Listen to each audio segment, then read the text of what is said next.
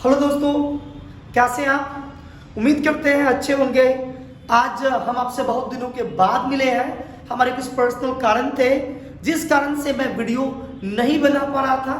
चलिए फिर से आपके सामने आया है उसी गर्व जोशी के साथ और आप जम के फिर से तैयारी में लगे।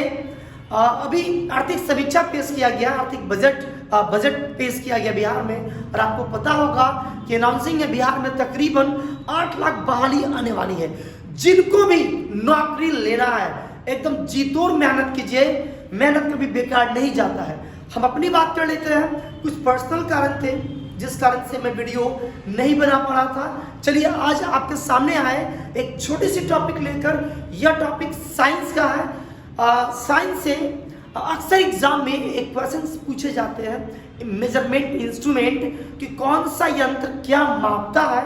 तो इसी टॉपिक के साथ आज आए हैं। और एक चीज और, अगर आपको वीडियो अच्छा लगे तो लाइक कर लीजिएगा, सब्सक्राइब कर लीजिएगा, जितना अधिक से अधिक हो शेयर कर लीजिएगा। और मैं जब भी पढ़ाता हूँ एकदम स्मार्ट स्टडी, बहुत सारी यंत्र किताब में दिए हुए हैं, लेकिन मैंने उसी यंत्र को मैंने कलेक्ट किया है जो अक्सर एग्जाम में पूछे जाते हैं। यूं कहें तो मैंने फोकस किया है स्मार्ट स्टडी पर। तो चलिए आइए स्टार्ट करते हैं टॉपिक। प्रमुख मापन उपकरण। सबसे पहले जो पहला उपकरण है नाम है अमीटर, या इसे एमीटर भी कहते हैं। क्या कहते हैं? अमीटर या एमीटर। ये क्या मापता है? तो यह विद्युत परिपथ में विद्युत धारा को मापता है। कौन मापता है? विद्युत परिपथ में विद्युत धारा यानी एम्पियर मापता है। कौन? अमीटर। तो यह क्या मापता है? आप एक कॉपी पेन लेकर ही बैठे और आप लिखिए कि अमीटर विद्युत परिपथ में क्या मापता है? विद्युत धारा। दूसरी बात कर लेते हैं गैल्वेनोमीटर। गैल्वेनोमीटर क्या मापता है? तो काफी छोटे से सर्किट, काफी मतलब लघु परिपथ है जहां पर इलेक्ट्रिक करंट फ्लो तो होती है लेकिन काफी कम मात्रा में इलेक्ट्रिक करंट फ्लो होता है, तो ऐसे में एमीटर काम नहीं करेगा। तो ऐसे में एकदम छोटी सी छोटी विद्युत धारा को मापने का जो यंत्र है उसका नाम क्या है? गैल्वेनोमीटर। यानी यह भी क्या मापता है? विद्युत परिपथ में विद्युत धारा यानी एम्पियर को मापता है। लेकिन मेरे दोस्त आप याद रखिए, अमीटर एक बड़े परिपथ को मापेगा जहां पर विद्युत धारा सप्लाई काफी ज्यादा हो, जबकि गैल्वेनोमीटर काफी छोटे से सर्किट में जहां पर विद्युत धारा एकदम कम मात्रा में फ्लो होती है वहां पर गैल्वेनोमीटर विद्युत धारा मापता है। मापता दोनों है, विद्युत धारा है। अगर हम बात करें तो वोल्ट मीटर। वोल्ट मीटर आप बहुत पहले घर में आज भी ऐसी चलाने के लिए स्टेपलाइजर लगता है और देखते हैं स्टेपलाइजर में कांटा होता है, डिजिटल होता है, तो यही है वोल्ट मीटर। वोल्ट मीटर क्या बतलाता है? तो वोल्ट। सबसे पहले तो ये याद कर ले कि वोल्ट मीटर क्या बताता है? वोल्ट। यानी याद कर सकते हैं कि ये क्या बताता है? वोल्टेज। और ये पता वोल्टेज क्या होता है या वोल्ट क्या होता है? ये आपका विभव होता है। क्या होता है? विभव। यानी अगर आपके घर में दिखा रहा है 220 वोल्ट या 200 वोल्ट, इसका मतलब समझे कि विद्युत परिपथ में और आपके स्टेबलाइजर में जो डिफरेंस है, जो विभव का जो डिफरेंस है वो 200 वोल्ट का है। तो इसे विभव भी कहते हैं या फिर यह भी कह सकते हैं कि यह विभवांतर भी नापता है। तो एक शब्द में समझे तो वोल्ट मीटर वोल्टेज यानी विभव या विभवांतर बताता है विद्युत परिपथ में। तीनों जो थे वो तीनों इलेक्ट्रिक परिपथ से थे। अगर हम बात करें तो बैरोमीटर, बेशक आपको पता होगा बैरोमीटर क्या मापता है? तो यह मापता है वायुमंडलीय दाब। क्या मापता है? यह मापता है वायुमंडलीय दाब। ठीक है, ये बहुत इंपॉर्टेंट है। बैरोमीटर भी अक्सर एग्जाम में पूछ लिए जाते हैं, अमीटर भी पूछ लिए जाते हैं, सब एग्जाम में पूछे गए, मैंने सेलेक्ट कर लिया। तो बैरोमीटर क्या मापता है? वायुमंडलीय दाब। अब बैरोग्राफ क्या मापता है? देखिए नाम दोनों एक है, बैरो, एक बैरोमीटर है, एक बैरोग्राफ है। तो बैरोग्राफ क्या मापता है? तो बैरोग्राफ वायुमंडल में कह सकते हैं जो अंतर आता है, जो डिफरेंसेस आते हैं कि कब आंधी आएगी, कब मौसम साफ होगा। वैसे भी आप पढ़े होंगे तो आपको पता होगा कि जैसे अगर बैरोमीटर का पारा अचानक तेजी से नीचे की तरफ गिरने लगे, इसका मतलब क्या है कि तूफान आने वाला है।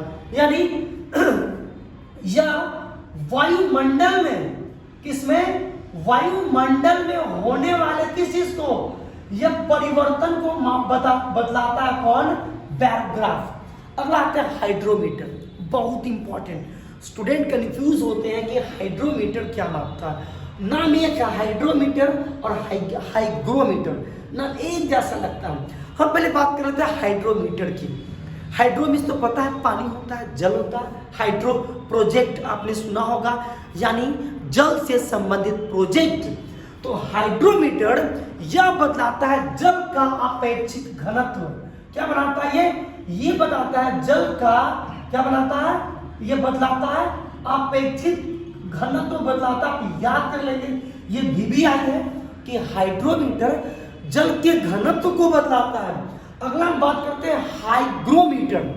तो जब आप मौसम विभाग में देखते होंगे तो मौसम विभाग में पर डे डाटा भी आता है, हर समय मोबाइल में भी आता है, और आप देखते होंगे कि बताता है कि वायुमंडल में जो नमी की मात्रा है वो 5% है, 10% है, या जो हो। तो ये नमी की मात्रा वायुमंडल में जो नमी मापता है, यह कौन मापता है, हाइग्रोमीटर। तो यह क्या मापता है, तो यह वायुमंडल में विद्यमान क्या मापता है, मेनली यह मापता है आर्द्रता को। किसको मापता है, आर्द्रता। तो याद रखेंगे कि हाइड्रोमीटर जल के घनत्व को, जबकि हाइग्रोमीटर वायुमंडल में विद्यमान आर्द्रता को मापता है। अगला बात करते हैं मोनोमीटर।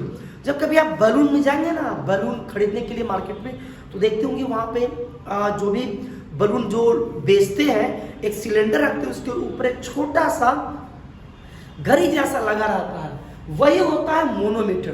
तो मोनोमीटर क्या बतलाता है, तो यह प्रेशर बताता है, गैसों का दाब बतलाता है। यह क्या बताता है, यह बताता है गैसों का क्या बतलाता है, दाब, प्रेशर को।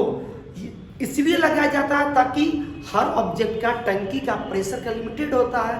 तो ये उसमें जो सुरक्षा की दृष्टि से जो लगा रहता है, वो क्या लगा रहता है, मोनोमीटर।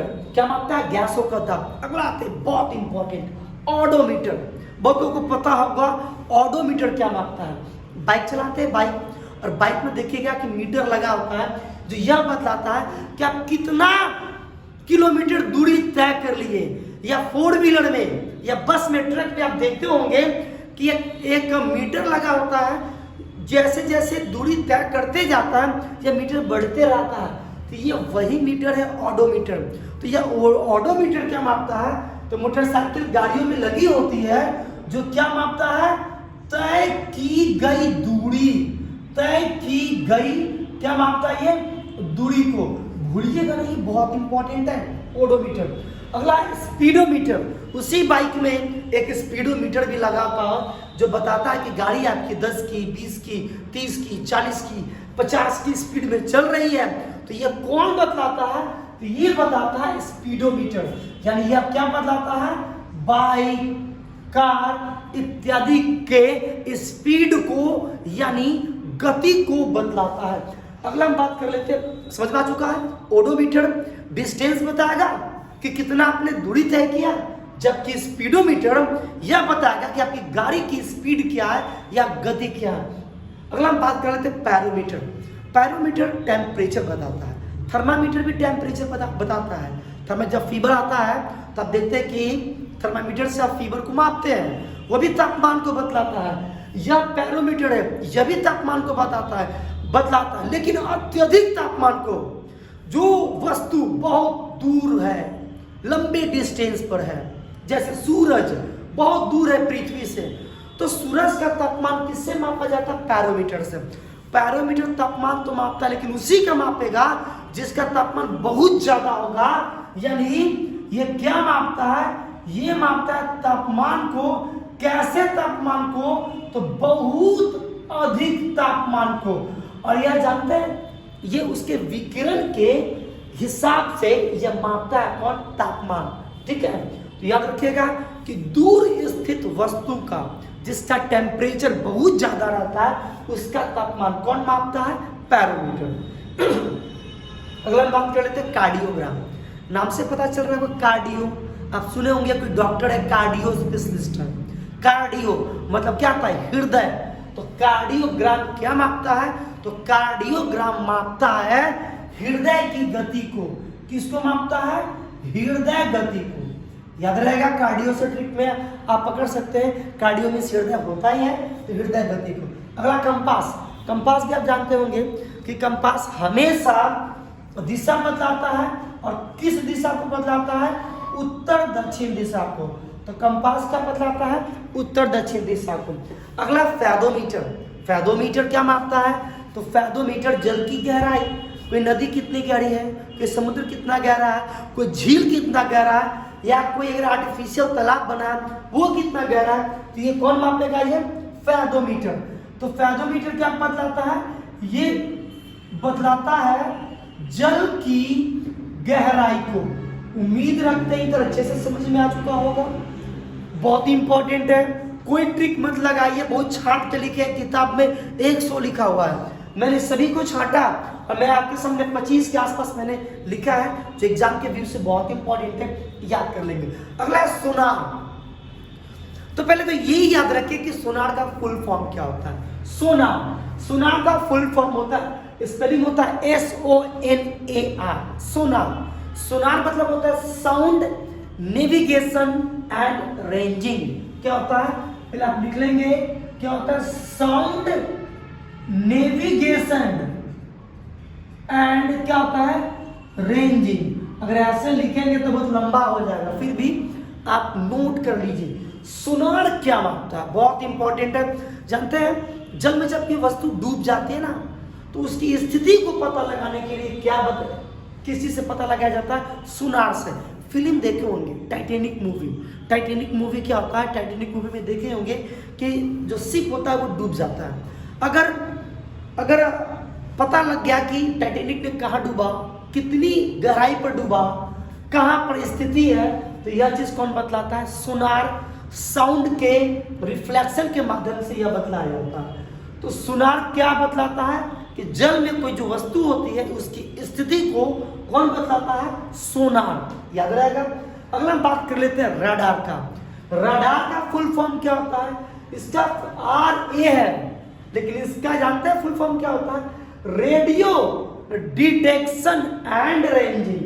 क्या होता है, रेडियो डिटेक्शन एंड क्या होता है, रेंजिंग। अब देखिए, जो भी एरोप्लेन होते हैं, एरोप्लेन, अब कोई भी एरोप्लेन कितनी कहाँ है, कितनी दूरी पर है, यह सब कौन बतलाता है, रडार।